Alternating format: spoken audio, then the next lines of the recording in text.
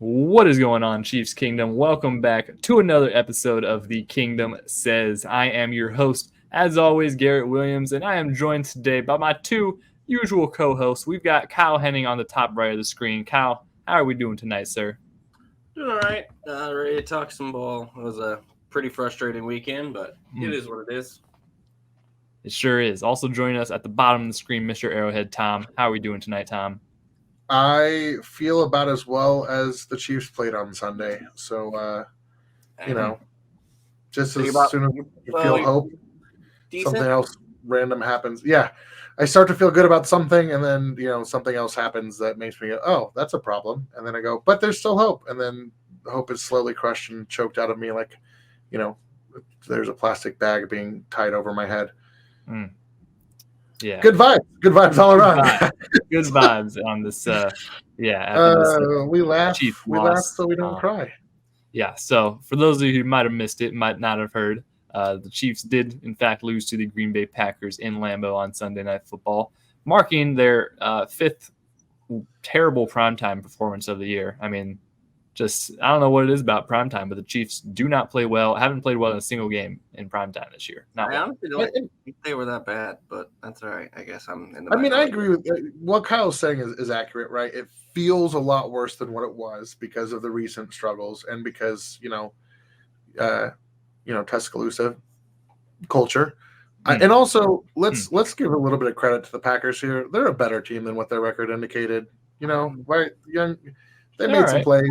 I feel like we slept on them a little bit. I feel like they've won. They've now won 4 of their last 5. They're a hot team right now, and I'd say they're definitely a playoff team for sure. Yeah, if you watch the NFL long enough, you know that sometimes like momentum can be the biggest thing, and they're playing in a historically good home field advantage place. Like there were a lot of factors that played into that. I don't want to just go, oh, the Chiefs were terrible, right? Because winning in the NFL is not easy. It never is easy. And some of it, let's just be honest, was like, hey, that was a good play, but also a little bit of dumb luck. Like, the deep pass to Romeo Doubs, it just fell in the perfect spot. Like, do I believe that was, there was a little bit of luck there. And choosing not to call the hands to the face that was the entire time on that play. Or that too. Here's the problem. Mike got decapitated. So here's the thing. There were multiple problems with Sunday night. One of them being the fact that we really are going to have trouble talking about the football game and mentioning any of the football without mentioning the disaster piece that was the main episode of that game, which was the zebra that they decided to make themselves the center of attention all night long. Yeah. And on calls, terrible calls on both sides. Freaking game, and it's every freaking team, and it's every freaking night, and it's worse in primetime every week, and it's the stupidest. It really gets amplified on primetime, which is wild for the league. I don't know if think the league tell them on primetime to just go out and be as bad as possible, but that is what it appears. Yeah, that was a lot of the conversation for sure after the game, and it's and like Tom kind of alluded to, calls in the final 2 drives. Yeah. And it was on, and to be fair, like it was on both teams too. Like, there were some missed calls on both calls. Like it was pretty bad. Like overall, you never want to make the game about the refs, but when there's so many things that happen, it's like, especially that late in the game, it really does affect how things play out. And not even just. And we talk about one thing. What do we want from officials? Consistency. I'll give you an example of the consistency being the issue. They called Jawan Taylor for a holding penalty on Rashawn Gary on a play. Fast forward a quarter. George Karlaftis has the exact same play happen. Their right tackle holds him the exact same in front of the exact same official, staring at the exact same thing. The quarterback rolls out and throws a pass in almost the exact same fashion that Patrick Mahomes did. Was there a flag on that exact same play? No. Why? Because the Chiefs get all the calls, though. The Chiefs get all the calls. It's so mind-numbingly stupid. And then you go down the ending of that game, and they go through, and it's butcher piece after butcher piece after butcher piece. And then after the game, they go into the pool report, and they have the audacity to say the things that they have to say in that pool report. They are telling you right now in your face, they don't care. They won't be reprimanded. There's no punishment for them. They're bigger than everybody. F you. Yep. That's what they just said in every one of those pool reports. And it's disgusting, but the NFL doesn't care. They don't, and they don't care. And Tom, I'm not trying to point you out, but you did do this, and part of this is why tweets like yours are part of the reason why. Well, the officials can't be blamed for winning and losing games. Yes, they can. When they are openly, actively changing point totals on scoreboards with incorrect calls, which they did 5 different times in that game. 5. That's a problem. Both ways, by the way, not 5 one way. That's 5 total times they made a call that changed point totals on a scoreboard. Mm-hmm. Both directions. It's bad. And it's really bad and wrong that often. And it happens here. Tom, it happens Tom, Monday, what do you have to say about that? On Thursday, and it happens all throughout the league. And it's terrible. And we are doing this over and over again. And it's like I said, it's not Tom specifically, but like that crap where it's like, oh, officials can't be. Yes, they can. This is bad. It looks so bad. You could almost put the tinfoil hat on and see the fixing. Almost. Well, so what I should clarify and say is I agree with you that the NFL doesn't care because honestly, it's kind of the no press is bad press, motto. Look, everybody's tweeting about, NFL. Oh, look, they're all going to the NFL Twitter account to look at the clips. Oh, look, they're watching the replays. They're, sharing the content. Does it, so like to them, until it comes out that until somebody is caught, dead to rights, actually gambling and whatever, until they NBA it up until they NBA it up, just kind of accept that it's going to suck, and so I'm not saying that it's okay that it sucks, but it does suck, and there are ways that they could fix it, i.e., making the penalties in the last 2 minutes reviewable. Make them full-time officials. Make them put in the same amount of hours that the players do. Well, okay, so I don't know. Here's my as a full-time. Here's my argument. Well, hold on, because I would also make this argument. Would it make a difference? Yes, but I think there's a psychology of officiating that is like, just like we just said. Oh, the Chiefs haven't played well in prime time.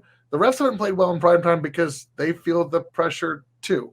They shouldn't. They should probably have part of their day be, I don't know, having mental coaching and counseling on how to handle situations like that as officials in a $1 billion industry. That should probably be part of that 40 hours of work that they should be doing as a full-time official during the week, along with watching film, watching tape, going over procedure, stuff that full-time that the employees should be doing that are taking care of things that are like this, but they don't care, so they won't do it. Yep, and again, because it doesn't affect the bottom line, so the NFL doesn't care. In fact, if anything, it's good for business for them to talk about how bad the refs are because we're powerless to do anything about it. We're not going to stop watching the game because of the officials, and it just drives engagement. So it would. So when I say hey, you can't, do they affect the outcome? Absolutely, but it is what it it's that, and you ask anybody from any level of coaching up, you can't control it. And sometimes you just get bad refs or refs on bad days or just, refs you have to call the police on at certain levels in certain sports. Yeah, that's happened. It's true. I one time had to call the police on a referee for hitting a parent with a chair. That was a thing. So we had to call him for assaulting a kid. That's pretty sick. They went straight. So sometimes, and I've said before on this podcast, there is a certain type of person who's attracted, who really wants to officiate sports, but also they're usually hall cops. They're usually the hall monitors that weren't good at, and they're most of these. And look, here's the thing with most of the NFL's problem. I'll be real honest. The nepotism, because my dad or my cousin or my brother or my uncle was a ref, so I'm a ref. That is a lot of their issue, and the union side is a lot of their issue too. To stop this whole thing from us talking about the refs for about 30 minutes here. Well, it's hard. They've done it. That's what they made it. It's been the same kind of conversation over and over. I will say it feels like especially with like the increase in sports gambling in the NFL. It would feel like the NFL eventually would get some pushback from at least somebody that like, hey, this really needs to change. I think that there's been reports like the owners have kind of been talking about that, like sports gambling sites. Yeah, it feels like with the increase of just all of that, like that's going to be big profits. That's when it's going to trigger, right? The first time that Vegas gets absolutely bent over the table because an official absolutely hoses a team, and Vegas was on the absolute upside down of it to where they lose huge. That'll be the first time the NFL cares about the officiating in a game. Guarantee it, because they're going to have their partners in the gambling community up their rear ends about getting things right from now. That's at least like the theory, right? That makes the most sense in my head. The first time Vegas gets waxed will be the first time that we hear about. And maybe it might be kind of an accumulation because I feel like there's had to have been a couple times at least the past. And I don't mean the Raiders for those of you guys that heard me say getting waxed. A major problem for these sports books and stuff. It's like the profit losses are just increasing over and over. Like it's a repeated thing, and I don't know. That's what I kind of think about as far as the refs and the NFL wanting to fix them. Because like you said, I think a big part of why the refs are so bad at the moment is just strictly because there is no accountability for them. Like there is no grading system. There's no they don't lose game checks. You don't get penalized or fined or anything. Like there's nothing. There's no drawbacks. There's no punishment for performing poorly. So I don't know. I think hopefully the NFL starts to look at it a little bit more here in the next couple of years. Like I said, with the increase of just the overall profit sharing margins, I mean, more people are going to be watching the NFL in the next couple of years than ever before with all these major TV deals and going to all these streaming services. Like every single primetime game, it just gets bigger and bigger, So I'll leave it like this: the officials are the only piece of the entire organization of the NFL's business model that is not financially motivated to do better or worse in any fashion or form. Think about that. Yeah. So with that being said, Tom, you have one more point to make? If somebody smarter than me wants to, really stir the pot, all it would take would be compiling a list of times when a controversial call, turned the spread one way or another, and then just publish that data publicly. Not to prove a conspiracy, but to just shine a light on the issue, but to damage the faith of the people putting the money in Vegas's pockets. Because then, if you go, the data seems to indicate that this is being manipulated, and so I'm not going to gamble my money on this. Suddenly, our referees will be full time real fast, and they'll start making better calls. And all of a sudden, things will be reviewable, and they will care more about getting things right than they will about whatever it's all about this, baby. Make the NFL care about it. This is how you do it. Yeah. But I would again, putting the tinfoil hat on, like Kyle said, you can kind of see it. You're going, we're some strings are maybe being pulled, but even if they're not being pulled intentionally, they're being pulled. Did anybody think that they weren't going to try to come up with a makeup call after the hit on Patrick? Yeah, I mean, and then they did by completely not calling the MVS. Were they not going to try to make up call for when they stopped the time stop when MVS went out? Like you could see it, you could watch it, and you knew it was coming before. But that's the psychology of officiating, and it sucks, and it's hard to get to get it. That's the culture too. Of gotta give one back. Gotta be even. No, just be consistent and be correct. Like a lot of people have pointed out why there shouldn't be a certain set of rules for the first, 55 minutes of the game, 57 minutes of the game, 58 minutes, and then a different set for the last 2 minutes. It's like enforce the same things at the start of the game, at the end of the game. It's pretty simple. Yep.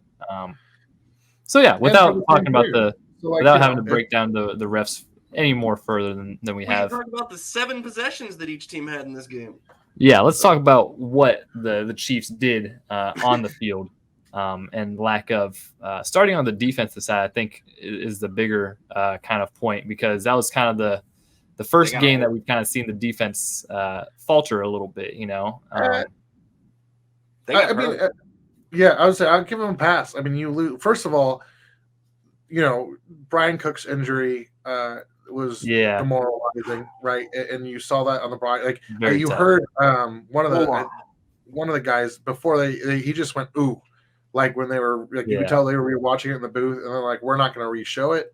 The fact that the X-rays have said he didn't break it is your body is not supposed to do. Is he working with Bobby? Like that is Let's just not. So if you that haven't seen it, I wouldn't you. recommend looking at it. Yeah, losing your signal caller on what the second or third snap of the game. Had a big effect to the head. It had a big effect, and you know what? I will give them credit because they bounced back from both those things, and at the end of the game, the defense still showed up. They got stops and gave the offense chances. Yeah. As far as the offense goes, it feels like we're stuck in Groundhog Day. Yeah, no kidding. If you want to know what my thoughts are on the offense, you can go back and listen to the episode 2 weeks ago, or the episode before that, or the episode about 4 weeks ago. I mean, dropped 3 of the last 5 games, and it's been the same story. The same story that happened after we lost to the Broncos, and similar story to what happened to the Eagles. The Eagles, we at least put up a little bit more points and a little bit more of a fight, but definitely reminiscent of the Broncos game, where it's just the offense did not show up really.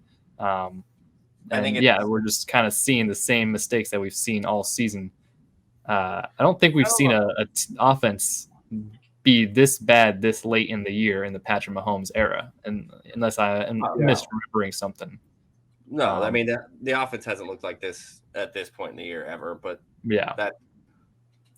so I guess I'm again on an island here, but I didn't think the offense was all that bad. I think they made 3 major mistakes again, 2 of them by the same culprits again, which is why it seems like it was just the worst thing on earth again. You have a wrong route by your most veteran wide receiver on a ball that should have been a touchdown because you decided not to keep your route outside and run it in. That can't happen. That's just an absolute can't make that mistake. He's got to see less field time. And then the other one is the slot fade route that everybody in the room knew was going except the receiver who was supposed to run it, and then he didn't even finish running it once he did get alerted to it, and that ends up in. And then as much as that's his fault, the other part of that is why is that the play call, which is again is something we've consistently talked about all freaking year. It's why the first 2 drives ended in field goals was the play calling at the end of the first half on both of those drives, and a terrible penalty, but we've already talked about the officiating. So that penalty was so infuriating. That wasn't a hold. He just got beat. Even remotely, not even kind of a hold, but it's all right. He just got destroyed. Yeah. Again, somebody got bodied so bad again that it looks like a penalty, so they just threw it because they have a reputation decided about this offensive line. So if you want to know what the difference there is, that's what the difference there is. The problems are you can't run that route. You can't ask him to run that route. Why is he running that route? So there's 3 pieces to that. And if you are going to run that route and you do get called to run that route, it has to look better than that. Run it. Don't just half run it. If you're getting signaled from the guy to change your route, run the route. You got that. So those are your 2 men. And then you have, and like I said, and Patrick, why? What? Don't throw it. Don't throw it. Well, it's a quick hit route. So and I agree, he's obviously not figured it out. Just as you said before the show, just run the ball at that point. Don't. Yes. Who cares? So I have less of an issue. So it's an just RPO. Throw the ball on the ground. Don't. Oh my God. Yeah. So it's an RPO. So he has the option to hand it off or to pass it. Now, pre-snap, Mahomes sees that the corner has inside leverage, that Sky should be able to run that fade route and make a play, right? And you see him signaling this guy, and this is what the corner said afterwards. He said, "Yeah, I saw him. I saw it on tape." But Mahomes has to do 3 or 4 different gestures at Sky to get his attention, and that's when Mahomes should have just said, "You know what? Screw it. We're running the ball, right? Live to fight another down." But he got greedy. They went to make the play, and then that's where it goes back to Sky Moore having to run that route. If nothing else, you got to put full effort into that so you can be in position to break it up instead of being way outside and being turned around. and it's you frustrating. You can't say you saw him read the route, and so you changed your mind. Well, no, he read the route because you didn't read the route right first. Yeah, no. And you know what? And what also was annoying about all of that was the way that Sky Moore handled that question afterwards versus how Patrick Mahomes answered it. Patrick, puts it on himself and I tweeted the Deadpool. Sky says, well, I thought it was going to be so. No, Sky, man, you just even if that was the truth, even if it was 100% Patrick Mahomes' fault, that's not how you do it. Learn, like, now you're being. Anyways, so my whole thing is, yes, I have less of a problem with the play call because I think that if that's executed well, you have a chance to get a chunk play there. And there's my issue with the play call. Yeah, but you didn't need to have that right there. I understand that it's consistent with how Andy calls plays, right? I'm not, and there's a lot of good that comes from that. So I'm not going to sit here and go, oh yeah, no, because it's it's one of those, well, it's only stupid if it doesn't work kind of things. But it didn't work, and it's not that it didn't work. It's that there were indicators that it wasn't going to work, and there were opportunities to prevent that. So Groundhog Day, I will say this: Isaiah Pacheco is heating up at the right time of season. Yep. They're going to lean on him, and maybe we can get some play action. Maybe that's going to open some things up for the offense. Hopefully we get Jerick McKinnon back healthy here sooner rather than later. I can't believe I'm going to say these words, but I'm going to say them. Clyde was running the ball well in relief. Yeah, I know. Somebody crazy. It is crazy. Frozen over. So if they can, what I say last week, anyway. Crazy.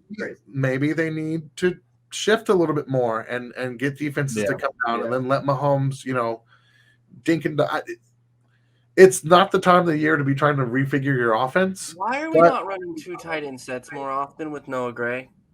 Yeah, I didn't see much of that at all. Somebody like I'm 5, because I don't understand.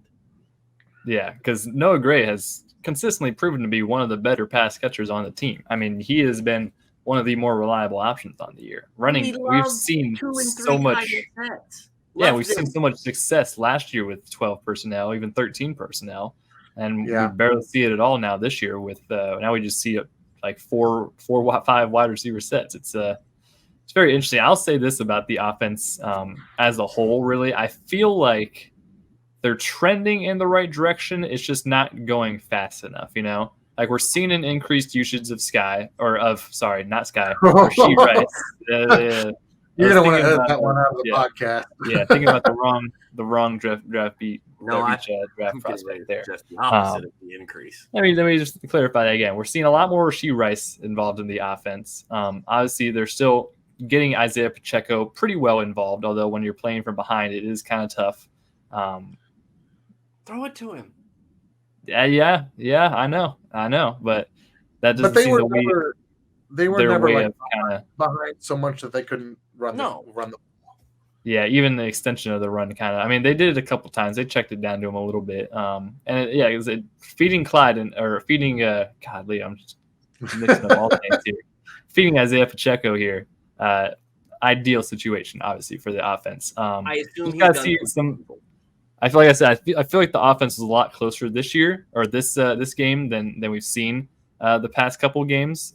With just like I said, there's a couple big mistakes. Outside of that, though, they didn't look as bad front to back as they have the past couple games. So just got to keep trending in the right direction, using less of Sky Moore, less of MVS, getting Rasheed Rice more integrated, and using more 2 tight end sets because we're still sending Travis Kelce out there a lot. And he's, that's just not ideal for a 34-year-old tight end to get that much of a workload as what he's getting. So, well, I think you guys know that I'm not one to like really dog on players. Like, I'm very much an advocate. Like, they're humans and all that stuff. I am going to like buy myself a slice of cake and celebrate the day that MVS is cut from this roster. Stresses me. I just like respectfully. I'm in that same boat with so much money. Yeah, he's getting. Sky bothers me less because he's still young and he's on a cheap deal, all that stuff. whatever, right? Like him being terrible to MVS is making $11-12 million, right? Like, Yeah. and that means that we'll be able to do more with that money in the offseason when we get him. Here's my reasoning for it. It feels like MVS is almost certainly gone next year, like no matter what. So that's like a positive to look forward to. But we're stuck with Sky. That's the problem, and he's not going to get any better. He's going to have to earn his spot in camp. Yeah, not from what we've seen from Brett Veach. I mean, he's pretty loyal to guys. He is pretty loyal to guys. If they do it right, he's going to have to earn his spot in camp. Yeah, and I sure hope so. I hope so. Sure. Here's the thing. So I don't. It's because I know we're kind of hinting at like, hey, they stayed really loyal to McCole Hardman. Mecole Hardman had a pretty solid rookie year, and he also had value as a returner. McCole Hardman, numbers wise, is leaps and bounds. Leaps and bounds better than Sky Moore. I mean, leaps and bounds. Yeah. So McCole Hardman is not good. That's the problem. McCole is fine. He's just as a role player, like again, if McCole is your fourth guy, 700 yards, whatever. Yeah, if McCole is your third or fourth or fifth guy on an option, you're doing pretty well. Shoot, I would trade rookie McCole Hardman for just about any receiver on this roster that's not named Rashee Rice right now. So, I mean, he was kind of a dog. Look, so. We're kind of going in circles here. I said this before the show, but for me at this point, Justin Watson and Kadarius Toney can run deep routes. MVS only those two. Nobody else needs to go stand on the Justin side. Watson even hasn't been perfect on deep routes, but system and be a good support teammate and get ready to go try to have somebody pay him more than $8 million next year. Good luck to you. It's not going to be us, and nobody wants to deal with it. I'm done watching it. He's the most veteran wide receiver in this room, and he makes the mental mistakes of a rookie, and it's constant. And it can't happen. And that's where very bad. That guy being the oldest guy in the room and being the example is probably part of your problem with some of the younger guys. And we've talked about the coaching stuff and the younger coach and all that stuff. This guy's got to go to the bench right now. He's got to go to no snaps right now. He's got to get down there. It's got to be basically none. You need to be running Kadarius and MVS, and MVS is on the sideline with him. You be running Kadarius, Richie James, Noah Gray, and Richie James in there. Yeah, I think if you run that slot fade with Kadarius versus Sky Moore, you have such a different scores. Yeah, you have such a different outcome, and that's where it's the thing too, because that slot fade, like. The DB said after the game, like, oh, yeah, he got tipped to the route, whatnot. Either way, if the wide receiver runs that route full, the worst case scenario is that you have a 50-50 jump ball with two guys going up for the ball instead of the DB just being wide open catching the ball. It's like there's just a difference of – and that's kind of been the theme of the Chiefs this year. It's like the little mistakes are they're so much bigger than what – they're crippling. It's right. Like in any other year, like if you have a wide receiver that runs that route, maybe Mahomes overthrows it, and he shouldn't have thrown the ball, but you at least have a correction and less of a mistake happening because you have a wide receiver that kind of knows what he's doing out there. It's a tricky slope, and like we said, this is the last 4 weeks of the season here. This is when you really have to turn it around. If the Chiefs want to have any chance of the 1 seed still, you need to win out. Pretty much you have to win out, and you have to start putting some good games together and getting that momentum for the playoffs. Because it's like I said, we haven't been this bad this late into the year. We've seen bad spurts of Chiefs football in the Patrick Mahomes era, but not this long in December. Not 3 of 5. Not 3 of 5 in November and December. Exactly. Like it's just this is uncharted territory really in the Mahomes era. I still have confidence that they figure it out. That confidence meter is slowly dwindling, but if you put Patrick Mahomes in the playoffs, you have a shot to win. I've been telling people, like, if I'm an AFC team, I still don't want to see him in the playoffs, even if it's on a road playoff game. They're going to be the most experienced playoff team, especially with Joe Burrow's injury. And the Ravens at this point, half the AFC is in a body bag at in different positions. But you almost lost Trevor Lawrence last night. Yeah, and so they have some things that could work in their favor. That's a high ankle, so it may not be great for him. He may have trouble down the stretch here trying to deal with that. So there's lots of things in the AFC. Yeah, so there's a lot going on, but I'm with Garrett. Like, you just got to get inside. You get in the playoffs, and you've got a puncher's chance, and that's just got to figure it out from there. All you need. So, but it would be nice to go in, having it figured out. Rashee Rice, we need to win down the stretch here. Rashee Rice is making, waiting to buy his jersey really hard. That'll be the other thing, is he'll get to get number 11 this offseason, which I just think looks so much better than 4. Although 4 is growing on me. That's kind of nice. But yeah, no, I mean, and I'm, we want to be cautiously optimistic. There's enough talent in ways to make up for what's going on, but at the end of the day, those big plays matter the most in January. Or let me say that the different way. Those little plays become big plays in January. Yeah. And so, that routine stuff that they're missing right now is extra concerning, because we don't normally see it this late in the 13 season. seconds doesn't happen without little things being done correctly, and these are the little things right now that aren't being done correctly that are becoming the opposite of 13 seconds. Well, so we talked about this before we started recording, and so I'll use the exact same example, right? Do it, Trav, do it. He's yelling that. He has to do it quickly. He does it fast. Travis is listening. He's paid in. He's locked in. Yeah. They make the play. Flight signals on the USS battleships trying to get Sky more attention. Versus having to having to line up every one of his receivers on a play. Yep. And so that, to me, is the difference, between one, the caliber of player, right? Because, obviously Travis is special. But that should be pretty routine for any receiver. When your quarterback is, checking to you, or making a check like that, you need to be paying attention, especially when the ball could be coming your way. And so that is, all the stuff you guys unacceptable, as we've said several times. Yeah, it's bad. It can't happen.